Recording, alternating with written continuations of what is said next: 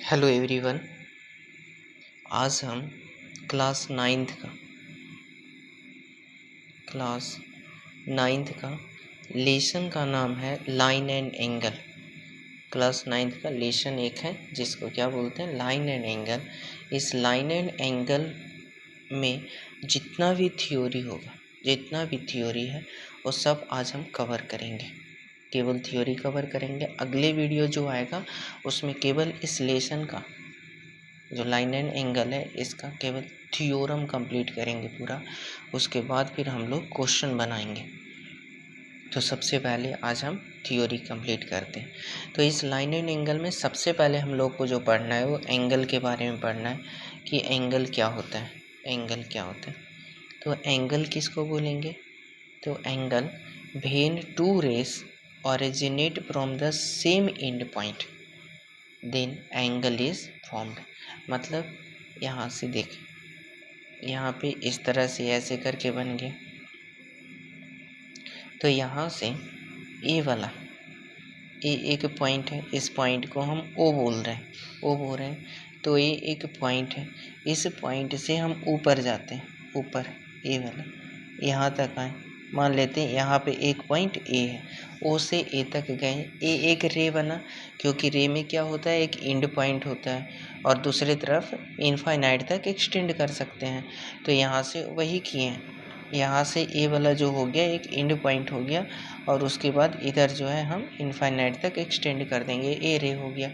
उसके बाद एक दूसरा रे भी है जो कैसा है, इस तरह से ऐसे नीचे में है और इसका एक पॉइंट हम बी बोल देते हैं कि ओ से बी। तो ओ भी एक रे है और ओ ए भी एक क्या है, रे है। तो दो रे है, और दोनों का जो एक पॉइंट है एंड पॉइंट, वो दोनों का एंड पॉइंट सेम है दोनों रे का।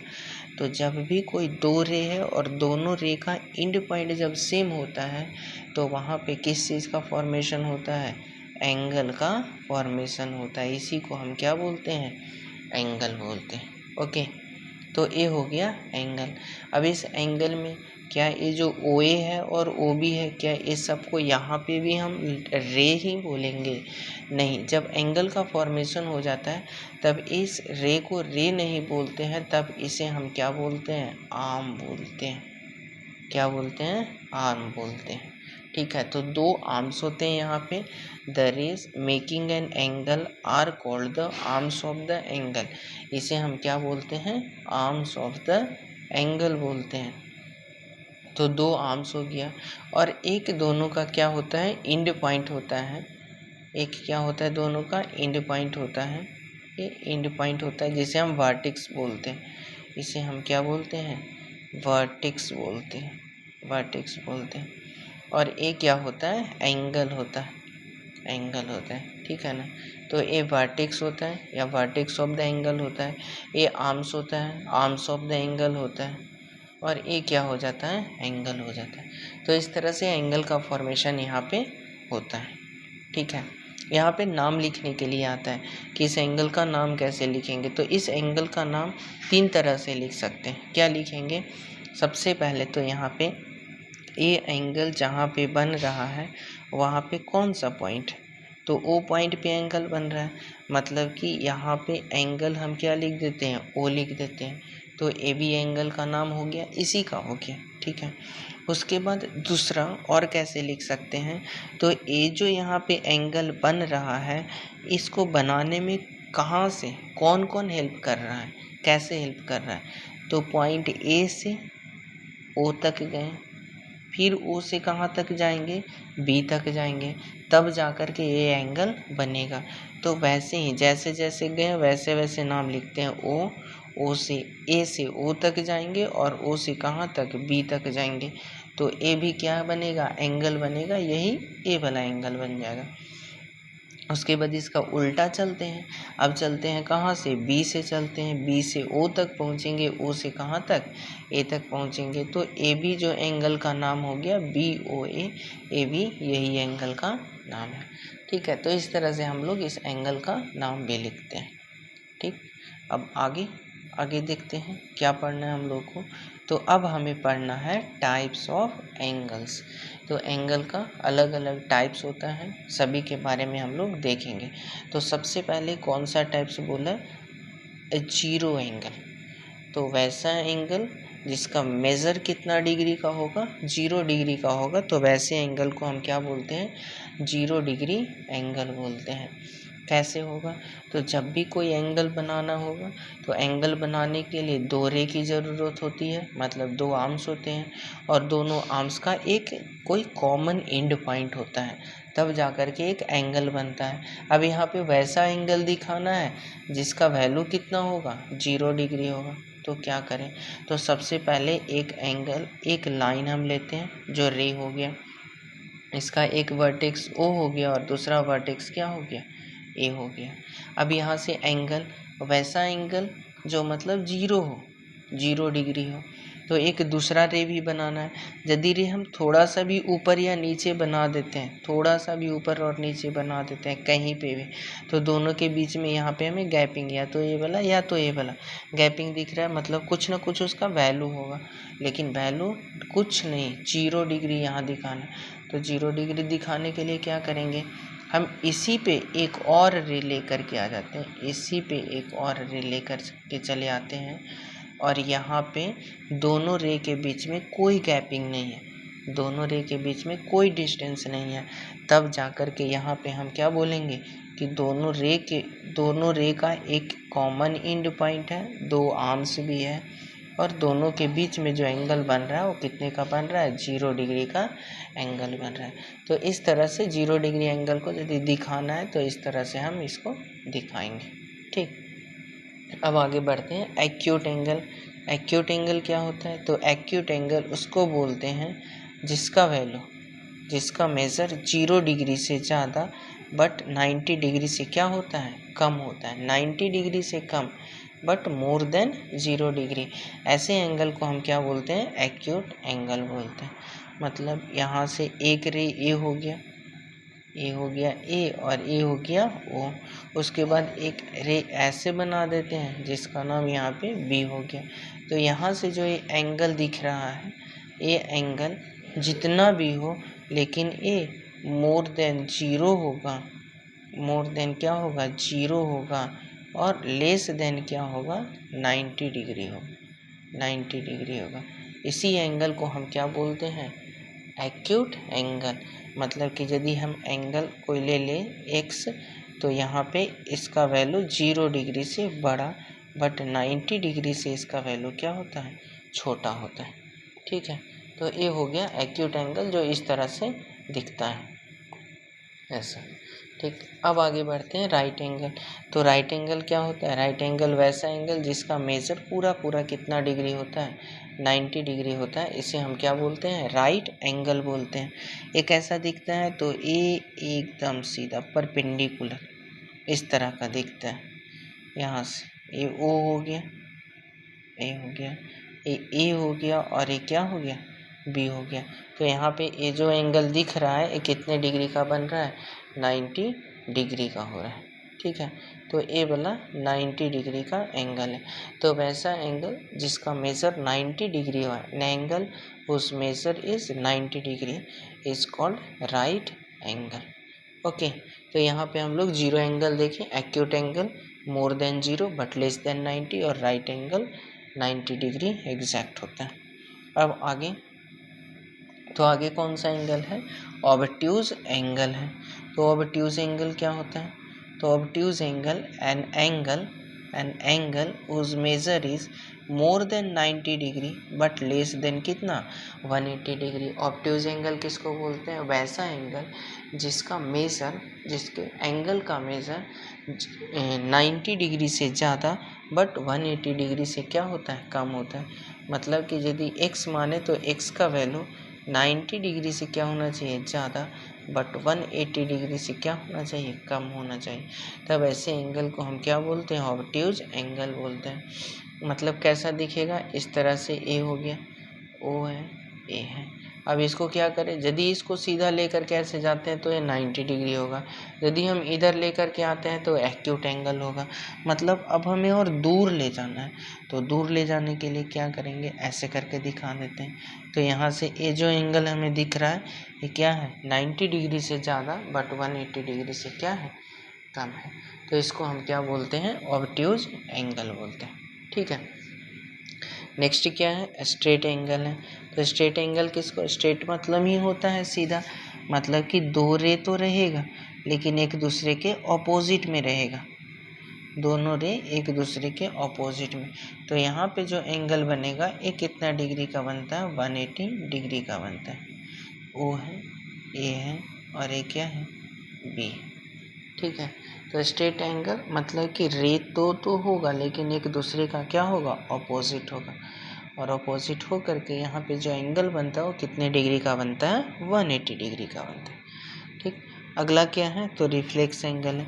रिफ्लेक्स एंगल क्या होता है कि more than 180 degree but less then 360 degree, मतलब 180 से ज़्यादा होगा लेकिन 360 से क्या होगा, कम होगा, तब जाकर के ऐसे को हम क्या बोलते हैं, रिफ्लेक्स एंगल बोलते हैं। मतलब कि यदि हम इसको सीधा भी लेकर के चले जाते हैं तो ये क्या होगा, ये स्ट्रेट एंगल बन जाएगा, लेकिन स्ट्रेट से भी ज़्यादा हमें चाहिए तो इसको इधर लेकर के आते हैं, यहाँ से ए वाला जो एंगल बन जाएगा, ए वाला एंगल, ए वाला एंगल, तब इस एंगल को हम क्या बोलेंगे, या रिफ्लेक्स एंगल बोलेंगे। ठीक है, more than 180 degree but less then 360 degree. अगला क्या है, कंप्लीट एंगल है। कंप्लीट एंगल वैसा एंगल जिसका मेजर कितना डिग्री हो, 360 डिग्री हो, तब जाकर के ऐसे एंगल को हम क्या बोलते हैं, कंप्लीट एंगल, जो है देखने में थोड़ा थोड़ा मतलब कि 0 डिग्री एंगल जैसा होता है। तो 360 कैसे बनेगा, सबसे पहले यहाँ से इस तरह से ऐसे कर दें तो ये ओ हो गया, ए क्या हो गया, ए हो गया। अब इसके बाद एक और लाइन चाहिए जो दोनों के बीच में मिला करके कितना डिग्री का एंगल बन जाए, 360 का एंगल। क्या करते हैं कि इसी पे बना देते हैं, इसी पे ऐसे करके, और यहाँ से ओ ए से चल करके कहाँ तक पहुँचे हैं, ए बी तक पहुँचे। तो इस तरह से ए जो दिखाएगा, ये जो चारों तरफ घूम रहा है तो ये दिखाएगा, तब इसे क्या बोलते हैं, कंप्लीट एंगल बोलते हैं, मतलब 360 डिग्री होता है। ठीक है, तो इस तरह से यहाँ से हम लोग क्या देख लिए, टाइप्स ऑफ एंगल्स देख लिए, जिसमें से सबसे पहले क्या था, जीरो एंगल था, उसके बाद क्या था, जीरो एंगल सबसे पहले,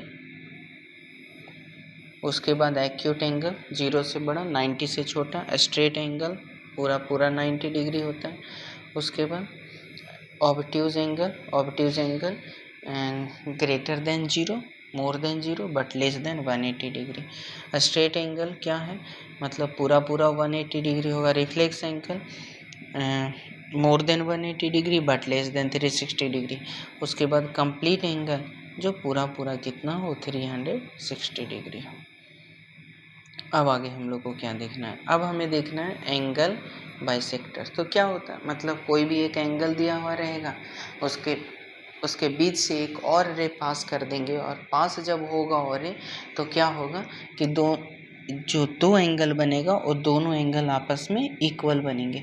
जैसे यहाँ से देखते हैं, ए दो रे है पहले से बना हुआ, ए मेरा एंगल बना दिया है, ए ओ बी, इस तरह से ए वाला एंगल है। अब यहाँ से बीच से क्या करेंगे, तो एक रे पास करेंगे। अब एक रे पास करेंगे तो इस तरह से एक रे पास कर दें, इसको ओ से लिख देते हैं। अब यहाँ पे क्या होगा कि ए वाला एंगल और ए वाला एंगल दोनों आपस में क्या हो, इक्वल हो। तो इक्वल करने का काम कौन कर रहा है, सबसे पहले तो दो एंगल बना दिया और दोनों एंगल को इक्वल कर रहा है, कौन कर रहा है, तो ओ सी कर रहा है। यही क्या कहलाता है, एंगल बाइसेक्टर कहलाता है। ठीक है, तो ये हो गया एंगल बाइसेक्टर। अब आगे हम लोग को 2 पॉइंट पढ़ना है, क्या, इंटीरियर ऑफ एन एंगल और एक्सटीरियर ऑफ एन एंगल। मतलब एंगल के अंदर में जो पार्ट होगा, जो भी पॉइंट होगा, जो भी कुछ होगा, उसे हम इंटीरियर बोलते हैं, और एंगल के बाहर में यदि कुछ होगा तब उसे हम क्या बोलते हैं, एक्सटीरियर बोलते हैं। जैसे यहाँ पे देखते हैं, ए एंगल हो गया, एंगल यहाँ पे ए है, ओ है और बी है। अंदर में जो भी कुछ इधर हमें दिख रहा है, जो भी पॉइंट हमें दिख रहा है, ये सब के सब पॉइंट क्या है? इंटीरियर है। कैसा है? इंटीरियर है, क्योंकि इस एंगल के अंदर में यही यदि हम बाहर में इधर दिखा दें, सबको सब इधर बाहर दिखा दें, तब जा कर के क्या कहलाएगा? एक्सटीरियर एंगल कहलाएगा, या एक्सटीरियर ऑफ एन एंगल कहलाएगा। मतलब एंगल के बाहर में जो है उसे एक्सटीरियर बोलेंगे, और एंगल के अंदर में जो जिसे हम क्या बोलेंगे? इंटीरियर बोलेंगे। ठीक है।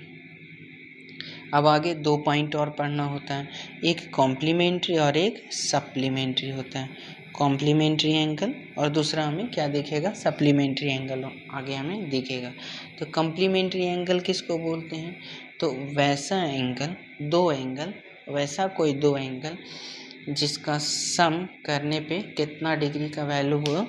90 डिग्री हो। सम करने पे वो एंगल कितना होना चाहिए? 90 डिग्री होना चाहिए। तो उसे हम क्या बोलते हैं? कॉम्प्लीमेंट्री एंगल बोलते हैं। जैसे में एग्जांपल लेते हैं, तो एक यहाँ पे 40 डिग्री दिया हुआ है, तो इसका कॉम्प्लीमेंट्री क्या हो जाएगा? 50 डिग्री हो जाएगा। दोनों का सम कितना? 90 डिग्री हो गया। एक मान लिया जाए 35 दिया हुआ है, तो दूसरा वाला कितना हो जाएगा? 55 डिग्री। इस तरह से ये होता है। दोनों का सम कितना? 90 डिग्री होना चाहिए। दोनों का सम 90 डिग्री होना चाहिए, तब जाकर के ऐसे एंगल को हम क्या बोलते हैं? कॉम्प्लीमेंट्री एंगल्स बोलते हैं। ठीक है। अब आगे कॉम्प्लीमेंट्री देख लिए, तो अब सप्लीमेंट्री भी देखना है।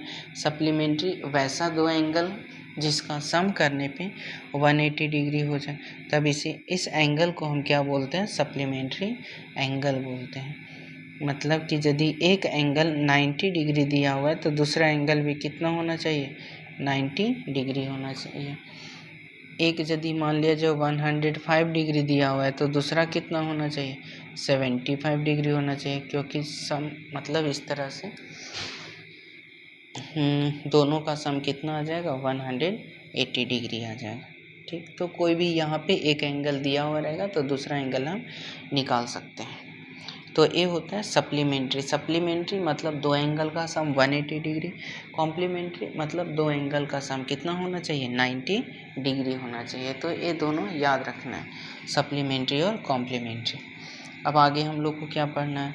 अब हमें पढ़ना है एडजेसेंट एंगल, और एक पॉइंट और आएगा जिसे हम बोलते हैं लीनियर पेयर बोलते हैं।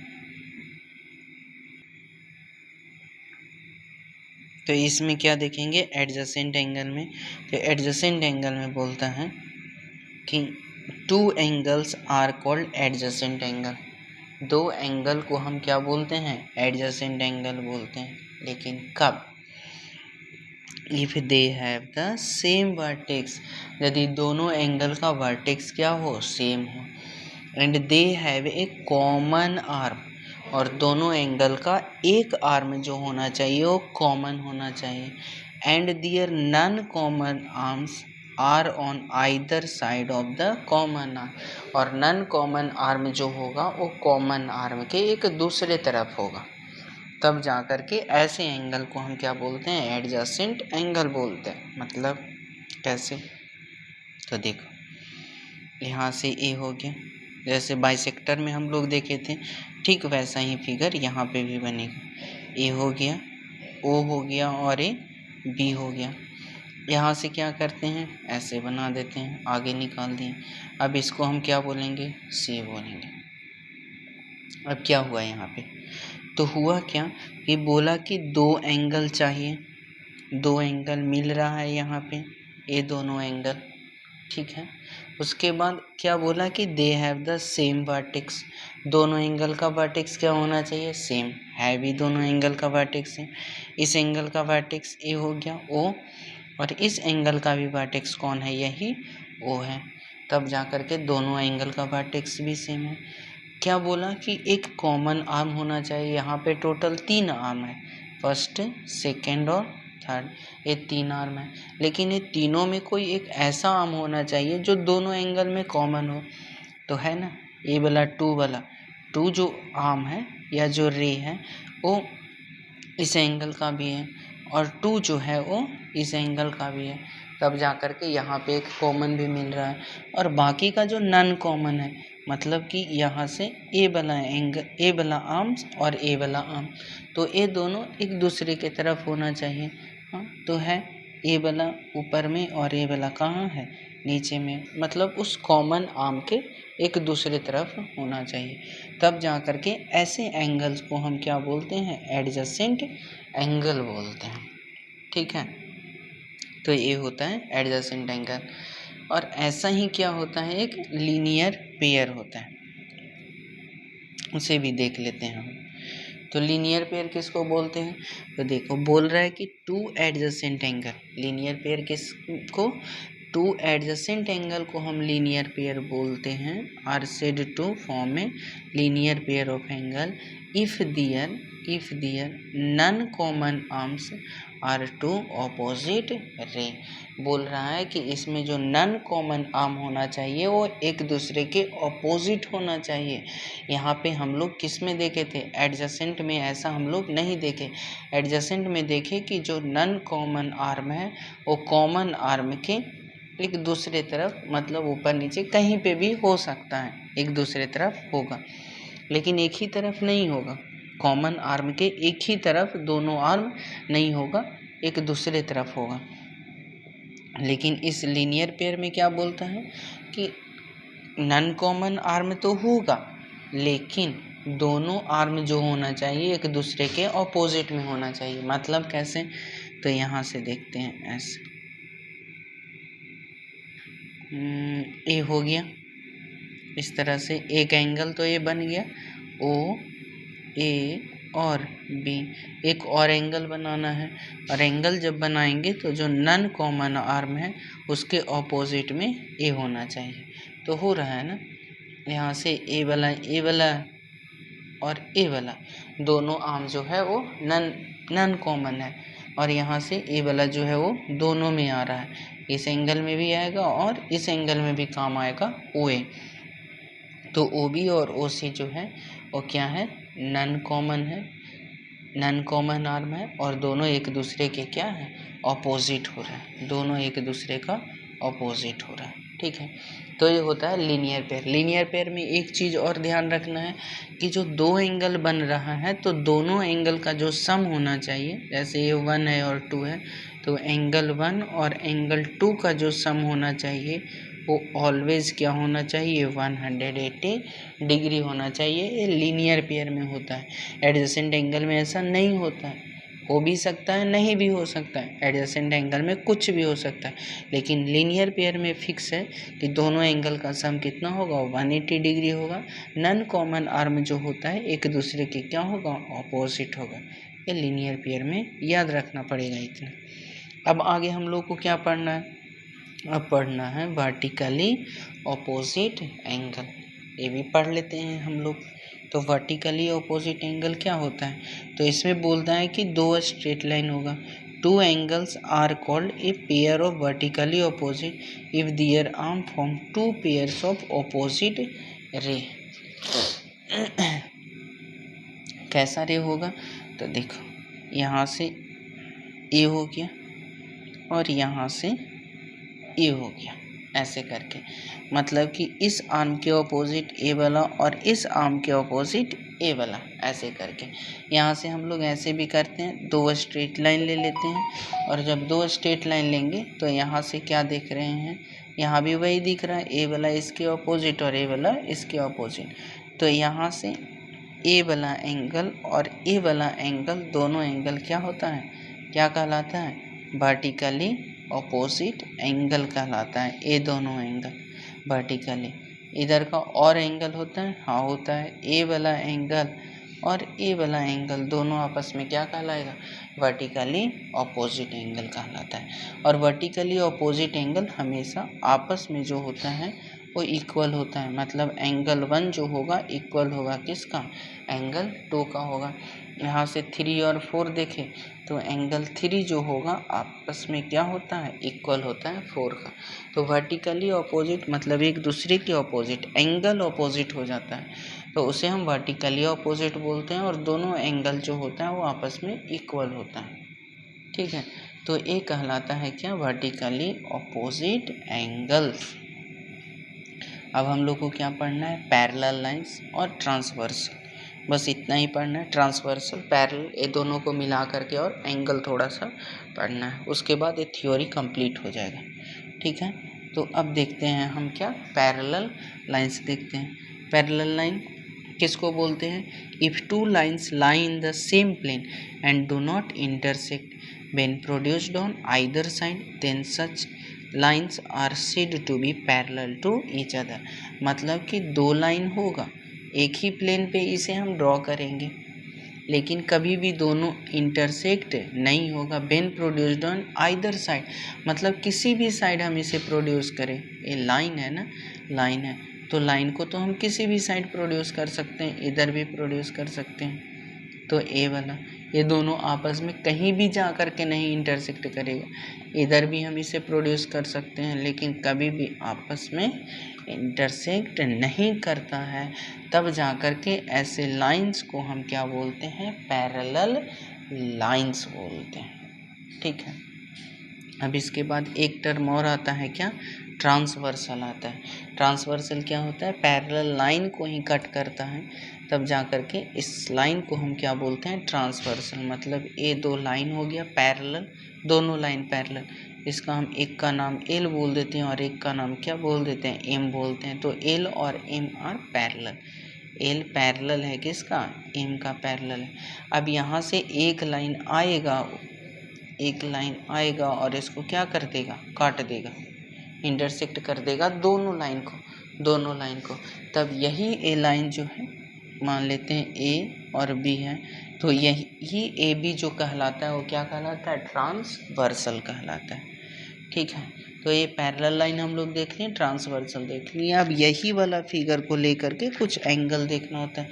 टोटल यहाँ पे 8 एंगल्स बनते हैं, 1 2 3 4 5 6 7 8, ये 8 एंगल बनता है। 8 एंगल के बारे में हम लोग अभी देखते हैं। तो सबसे पहले तो फिगर बना लेते हैं। तो फिगर, एक लाइन ऐसे, दूसरा लाइन एक ऐसे, उसके बाद एक ऐसे, इस तरह से हो गया। अब नाम लिख देते हैं, इसको हम क्या बोल दें, एल बोल देते हैं, इसको क्या बोल दें, एम बोल देते हैं, और इसको क्या बोल दें, ए और बी हो जाता है।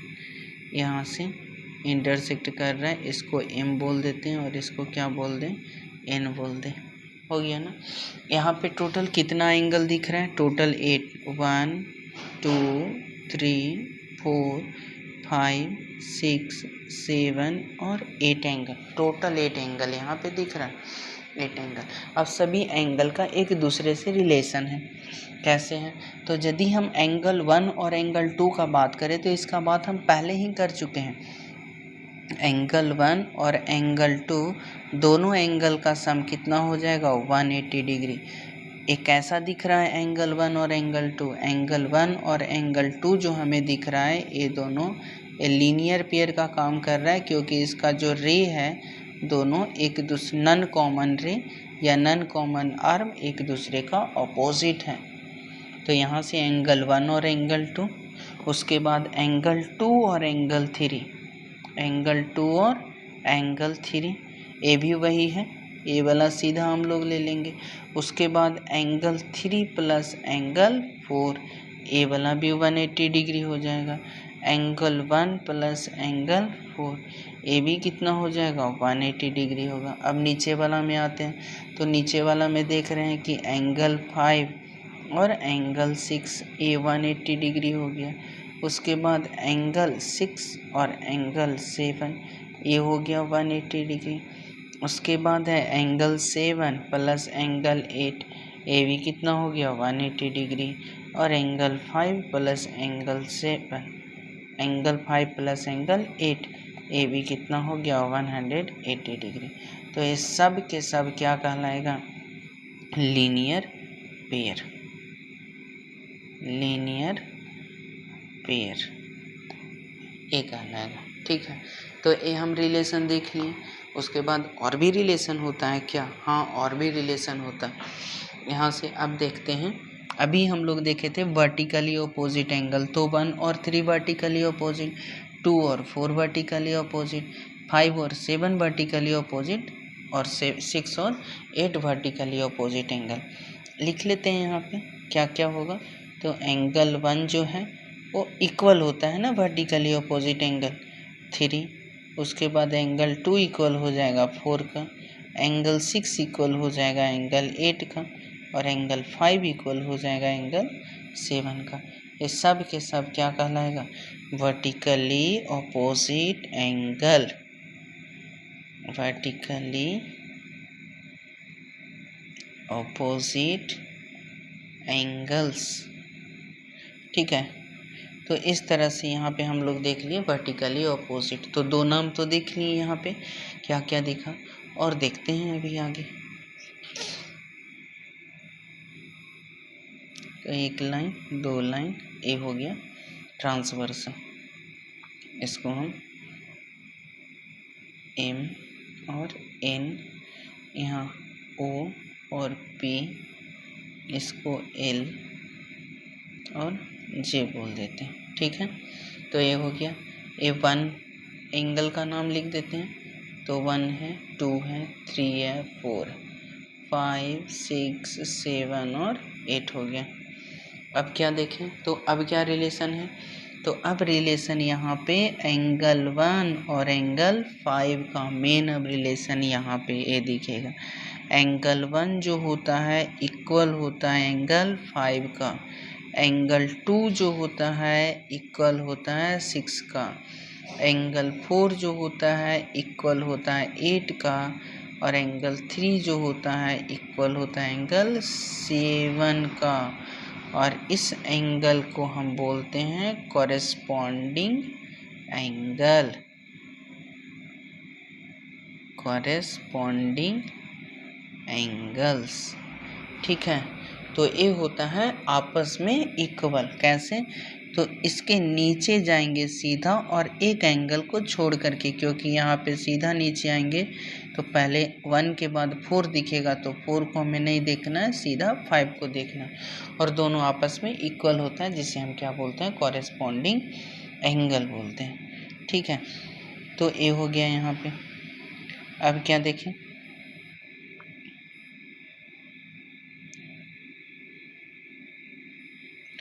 तो अब इसको क्या करें हम, यहाँ पे 4 था, 4 था, कॉरेस्पॉन्डिंग एंगल हो गया। अब इसके बाद और क्या होता है, तो और होता है यहाँ से ए वाला 4 और 5, 3 और 6, जिसे हम क्या बोलते हैं? को इंटीरियर एंगल। क्या बोलेंगे यहाँ पे? को इंटीरियर एंगल। एंगल 4 और एंगल 5, ये दोनों के बीच का रिलेशन कैसा? तो दोनों का सम 180 डिग्री।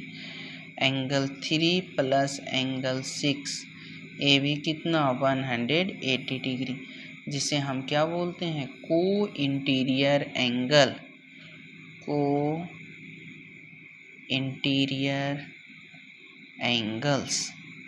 ठीक है, तो सामने सामने रहेगा, अंदर में, अंदर का है। इसे हम 1 और 8 को भी बोल सकते हैं, 1 और 8। उसके बाद एंगल 2 और एंगल 7, ये दोनों का सम भी 180 होगा, जिसे हम क्या बोलेंगे? को एक्सटीरियर एंगल, को exterior angles.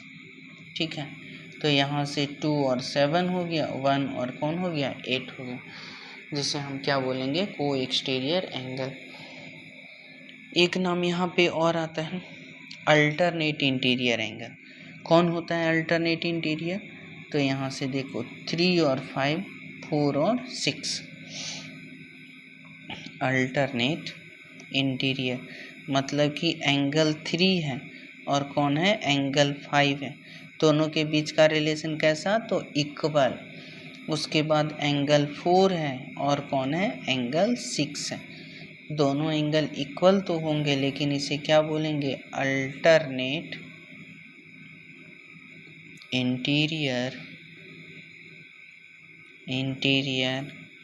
Angles, alternate interior angles. तो 3 और 5 हो गया, 4 और 6 हो गया, ये दोनों अल्टरनेट इंटीरियर एंगल हो गया। ठीक है, तो इस तरह से यहाँ पे पैरेलल और ट्रांसवर्सल से मिल करके जो एंगल बना उस सभी एंगल के बारे में हम लोग यहाँ पे देख लिए। तो लाइन एंड एंगल का जितना भी थ्योरी था वो पूरा का पूरा कंप्लीट हो गया, लाइन एंड एंगल का थ्योरी। अब हम लोग आगे थ्योरम प्रूफ करेंगे, जितना भी थ्योरम रहे सब एक वीडियो में पूरा कंप्लीट कर लेंगे थ्योरम। उसके बाद फिर हम लोग एक्सरसाइज और एग्जाम्पल की ओर आगे बढ़ेंगे। ठीक है, तो आज के लिए इतना ही, उसके बाद आगे के लिए नेक्स्ट वीडियो फिर देखेंगे। थैंक्स।